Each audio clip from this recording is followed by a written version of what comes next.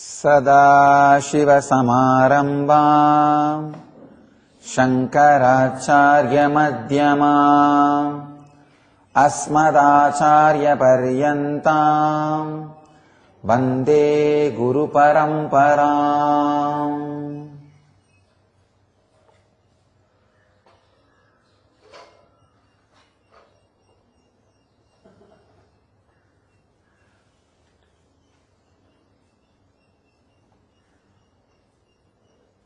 I welcome you all with my love and respects.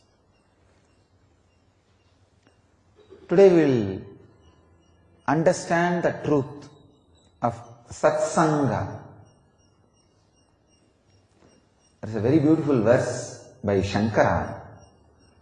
Satsangatve nitsangatvam nitsangatve nirmohatvam nirmohatve nischaladatvam nischaladatve jivan mukti.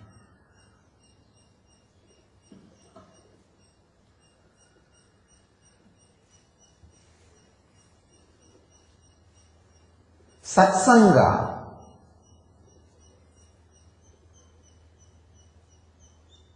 directly leads to Jivan Mukti, a straight method to Jivan Mukti.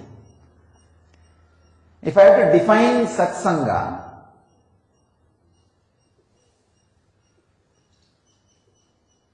I can define in three ways.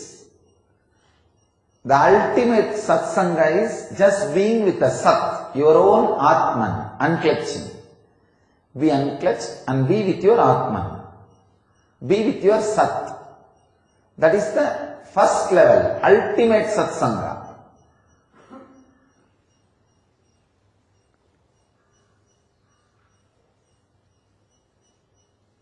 Whenever you are not able to do that, whenever you are not able to be in that space, then the second level Satsanga is be with the words of a person who constantly drives you towards the Sat, who is constantly reminding you to be unclutched.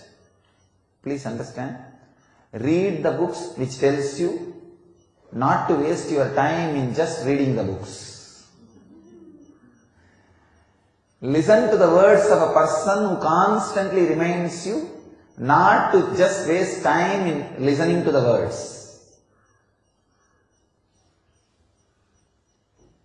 The first level of Satsanga is being with your own self, Sat, by unclutching. The second level is being with the words, being with a being who constantly asks you to be in being. Being with the words of a person who constantly tells you to go beyond words. Being with the being who reminds you to be in your being. Means Master's presence. The first level Satsanga is to be unclutched and be with yourself. Whenever you can't, the second level Satsanga is be always, whatever possible way, whether it is his physical presence or listening to his words or meditating, remembering his leelas or just internalizing his words through books. All this can come put together as Satsanga with Master, who constantly puts you in the ultimate Satsanga. Please understand, the first level of Satsanga is being with yourself, being unclutched. The second level of Satsanga is being with a being who constantly reminds you to be in being.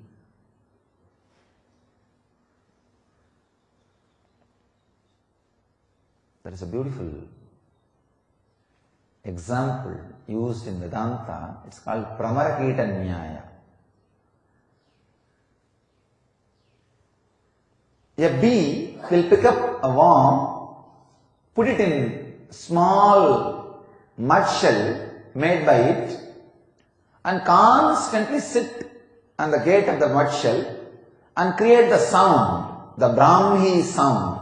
That is why the Mahamantra Dhyana is called as Brahmi Dhyana. The original Sanskrit word for the meditation is Brahmi.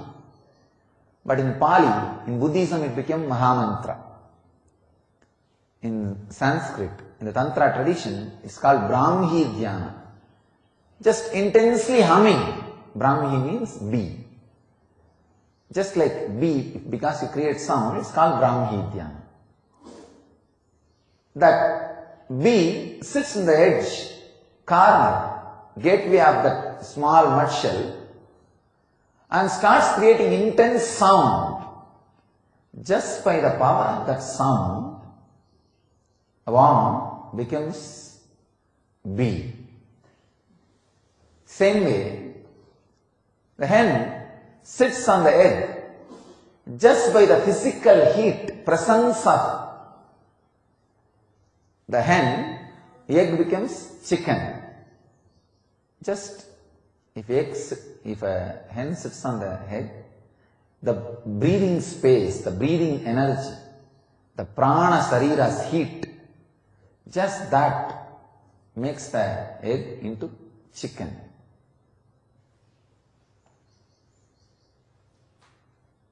The magara, crocodile, fish, all these jivas, they lay the egg, the banks of the river, close it with mud, just by the constant remembrance, hatches the egg. Please understand.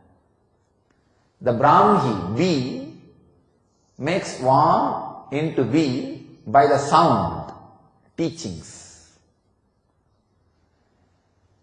The hen makes the egg into chicken by the physical presence, touch, initiation. Keeping in the breathing space and initiation, the physical touch.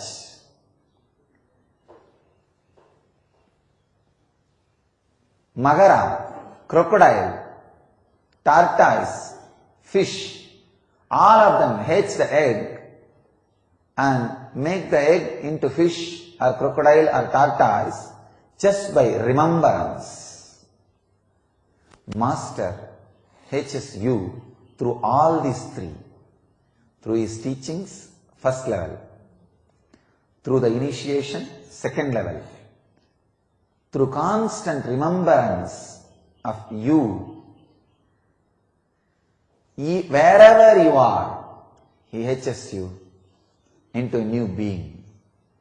He makes you into very his self. First, the words, teachings, then the touch, sparsha, initiation, then wherever you are, because constantly you are connected to him, how you remember him, he goes on remembering you. I can see very clearly. Millions of people are living inside this body. Whoever is remembering, they are all living inside this body. Each cell is responding independently to all the people who are remembering this body. That is why the enlightened beings, the incarnations, will be available in the form of Divya Sarira even after they leave the body. When they give initiation to a disciple, they take a vow. Till you become enlightened, I will be available to you even if I leave the body. That is why when the masters leave the body, their Divya Sarira will be available in Aksharadhama, means the imperishable space. Aksharadhama is the gateway of Kshara and Akshara, perishable and non-perishable. It is the gateway of form and formlessness. It is the gateway of ice and water. Water is formless, ice is form. So where both of them are touching, that is the space called Aksharadama. We call it Shambhala. All enlightened beings, all incarnations, till all their disciples achieve enlightenment, reside in Aksharadama, in the form of Divya Sarira. Their Divya Sarira is available. Please understand. That is why, if you are initiated by an enlightened Sadguru or incarnation, you don't need another one master. Just connecting with that master is enough. Maybe sometime that master himself will guide you to a living master if required. If he guides, catch the living master. If you don't get guidance from him, don't worry, he himself will take care. Just retain the strong Vidarka with him, that's all.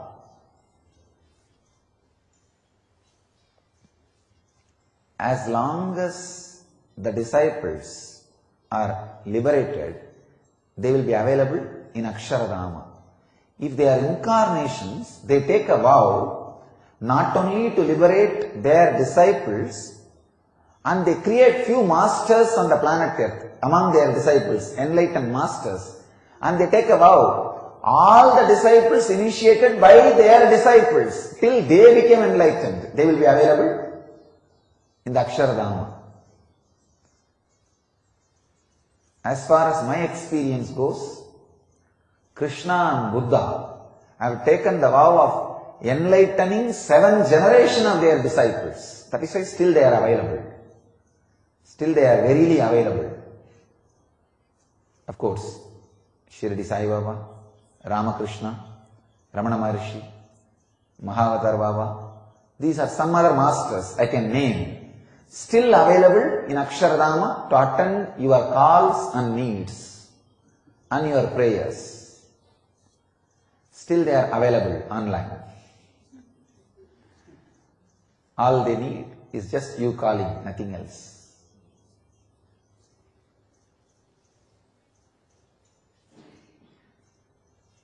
The power of satsanga is so strong, it just makes you sat. Please understand, whatever you remember, whatever you hear becomes part of you, even if you try to avoid. That is why Ramakrishna again and again says, during that spiritual growth time, don't try to have the heroism of going and attacking or spending time with negative people and trying to justify, trying to fight with them and change their opinion. Don't do. Just don't listen. That is the best way. Understand? Ramakrishna says, when a banyan tree is sprouting and growing, even a small goat can destroy it. But if it grows, even elephant cannot do anything. You can tie the elephant in the tree, nothing can be done. But when you are growing, you are just a sapling, plant. A small goat can come and spend half an hour with you and destroy your growth. Don't allow that to happen. Don't think, no, I'll face him, I'll change his logic. No. Negativity is sometimes more appealing to you than positive experience, because 80% of you is still in unconscious. I could see during this scandal, so many wonderful disciples, possibility of getting enlightened. They would have just flowered into enlightenment. Just 1 or 2 sessions with unconscious negative people, enough. They were able to destroy the possibility of enlightenment, the very root of Vidarka. Understand? Whenever Krishna says very beautifully, he gives freedom for enlightened beings to do anything. See, enlightened beings have no rule. They can do anything. But he puts one restriction on enlightened beings. They have no right to destroy anybody's faith on anything, even if it is low, dull, muda. He says, very word, even it is a foolish faith. If somebody has a faith on a small stone, the corner of the village, and does puja to that everything, or sacrifices goat, from the viewpoint of an enlightened being, it is very third rate. How can God ask for his own child, a goat? How can animal sacrifice be allowed? It's such a foolishness. I should destroy his faith. Krishna says no. He says no. Even if it is very low level form of faith, you have no right to destroy it. He says, through that, they will come step by step, higher and higher, will reach me. Even if it is a mood of the foolishness, superstitious worship, because of their attitude of worshipping, I myself accept that worship in different forms, the names in which they are calling me. That is why Ramakrishna, even after becoming enlightened, realizing his avataric mission, establishing a group of sannyas disciples, he says, I know I cannot accept animal sacrifice, but I will not stop the animal sacrifice in Kali temple, where he is a priest, he is a chief priest and he is the practically owner. His word is a direct word of Kali Devi in Dakshineshwar Kali temple. If he wanted, in one word, he could have stopped the animal sacrifice. He says, no. I will not disturb their faith. It may not be right. It may not lead them to enlightenment. It may not be right as per my experience. It may not give them the ultimate, but I have no right to destroy anybody's faith, even if it is superstitious. Krishna says, even enlightened beings have no right to destroy somebody's faith, even if it is lowest form. Even if enlightened beings have no right to destroy the lowest form of a faith, what right the lowest fellows have to destroy the faith on enlightened beings? They do not know in what kind of mess they are getting into. Destroying the faith on an enlightened being is the worst conspiracy against the cosmos. I heard there are a few ex-disciples claiming that they are enlightened just a few days before I got the news. I said, that's great. If they are, then they should have created their mission. Not that they will be hurting my mission. See, when I grew, when I felt I am much more, I have experienced more, I am growing more, I did not destroy Ramakrishna mission, where I started growing. I just started creating my mission, that's all. When a real growth happens, whether as an enlightenment or realization or experience, you will create your mission, that's all. I just created Nityananda mission. I did not go and spend my time or waste my time in destroying Ramakrishna mission or catching all the Ramakrishna mission disciples and telling them this is what happens there, that is what happens there, destroying their faith. No. Understand, when spiritual growth or enlightenment happens to you, this is the scale. You will create your mission. You will never destroy somebody's faith on anybody, on anything else, even if it is lowest form.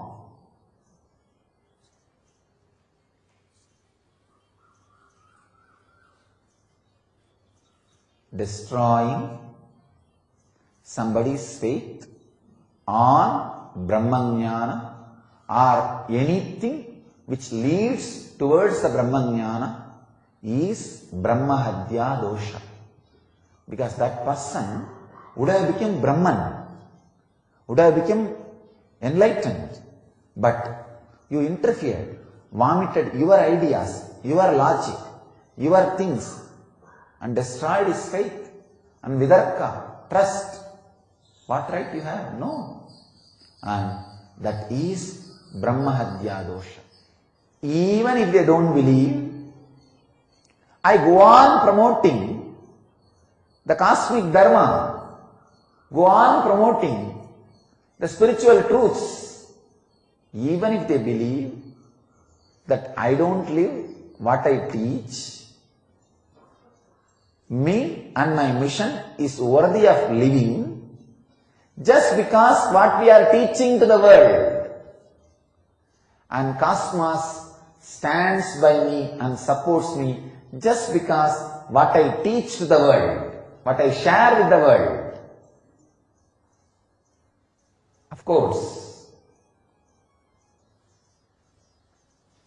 when they try to conspire against the spiritual mission and disturb people's vidarka towards the master or the mission, naturally it's a conspiracy against the cosmos, and cosmos is alive, it will respond. Understand? Still cosmos is alive. That is why still we are happening in the planet Earth. We are not fools to come to planet Earth without enough of protection mechanism, without enough of security mechanism, without enough of defense mechanism. Understand? Cosmos is still alive. Cosmos is taking care. Cosmos will respond to people who are trying to destroy the faith, sincerity, intensity and vidarka of the people in any way. In any way. Understand?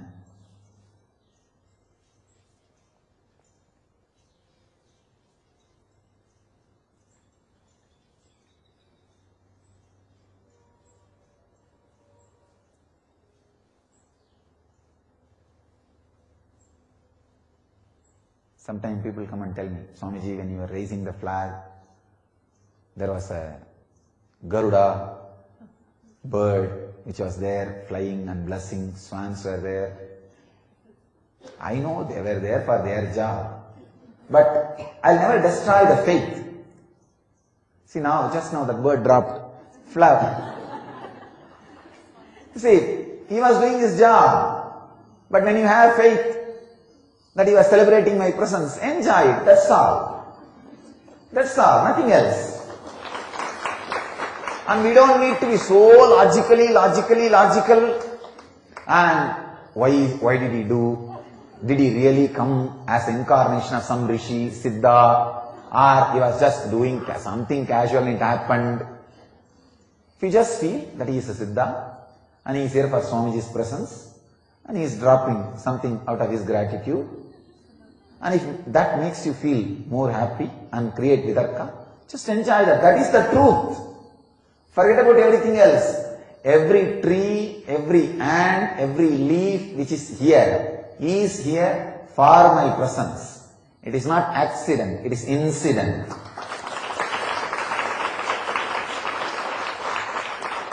Once, Ramanuja, after staying so many days in Tirupati, Tirumala, on the hills, gets ready for his pilgrimage, packs his bags and food, walks all the way, full day. Evening they reach the downhill and they open their food for eating. They found a lot of ants in the food. The disciples have started cleaning all the ants. Ramanuja just stopped. No, don't do.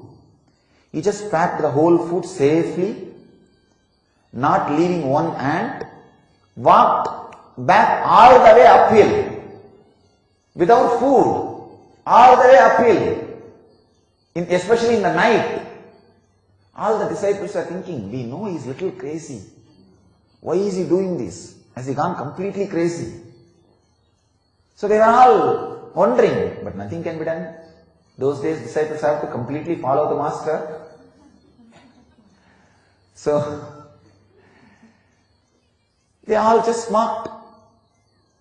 After going to the top of the hill again, he opened the food and he said, now leave the ants here, because we don't know how many janmas they meditated and did punya to take birth in the presence of Tirumala, the energy field of Venkateshwara, to be there. We have no right to take them out of this energy field and leave them somewhere else. Understand? Even when masters became deities, Siddhas come to live around in their presence. When deity becomes masters, naturally, all the Siddhas, all the high-level beings come to live around them. Ramana Maharshi says to their disciples, don't touch a single tree, don't touch a single animal here. There was an incident. Ramana Maharshi had a pet dog. Every day it will come. When he eats, he will give one handful of food in his leaf itself, and the dog will eat and go. One day, one devotee, orthodox devotee, he was so angry, he said, how dare you put your mouth in Bhagavan's leaf and eat the food? It is disrespect. The dog was so depressed. That fellow just went and jumped into the well and committed suicide, died. When Bhagavan was told this information, his eyes became watery and he called the disciple and said, you don't know what you did. He is a Siddha Purusha, was living around me for my presence. Then he says, do not touch a single tree, do not touch a single animal living around in this area. They are all here for my satsanga. He says, the Yoga Prashta means people who are almost about to get enlightened, but body was lost due to some reason. They come down as this kind of animals, and plants live in the presence of the master and get liberated in a very short span, without wasting the time in taking the human body, taking the human birth. Because when you take human birth, human mind comes. With human mind, always the possibility of taking diversion exists. Even after associating with the master for a long time, till the ultimate enlightenment happens, there is always the danger of dropping, taking diversion, going back, or U-turn. So these Siddhas, Yoga Purushas, Ishvara Kotis, they do not want to miss satsanga. They take the animal body and plant body and land in the planet Earth and be around the masters, get liberated. Satsanga is so important. Whatever you hear constantly, whatever you see constantly becomes part of you. That is why I tell you, just like how you are very careful about what you eat. You don't drink poison. Just say, no, I'll defy poison. I'll just drink and prove the logic of the poison is wrong. No. So don't try to fight with poison in a foolish way by drinking it.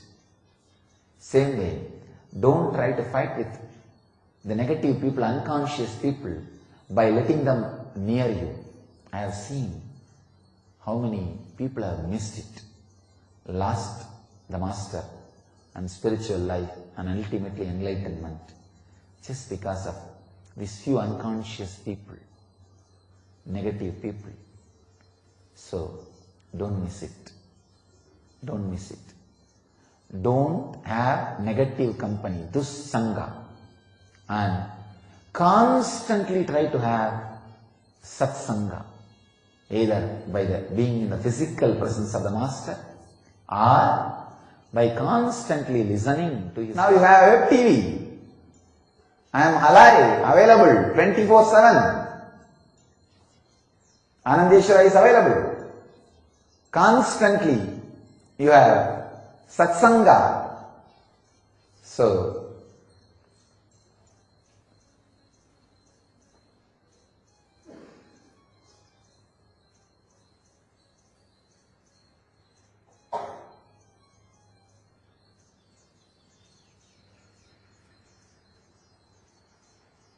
have satsanga in your life, you will achieve Jivan Mukti. That is the essence I wanted to share with you all. Let you all have satsanga. Now you can have satsanga from wherever you are.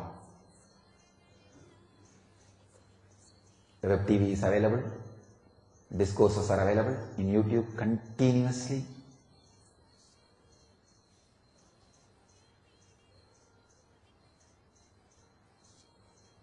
The Brahmi, bee, making the worm into bee, is directly sitting with the master and listening to his words. Hen, sitting on the egg and hatching the egg and making the chicken, is master directly working on you, doing the process. Living enlightenment process or inner awakening, doing this process. Master remembering you and you remembering him, like a fish and tortoise remembering the eggs and hatching. That is what is e-satsanga. Through web TV. Web TV does the job of fish and tortoise. How they hatch the egg, the same thing is done through the web TV. So constantly be in the satsanga. You will remember me, I will remember you. You will become enlightened. Let you all have satsanga, achieve and radiate enlightenment. Let you all have achieve, experience, express, live, radiate the eternal bliss, Nityananda. Thank you.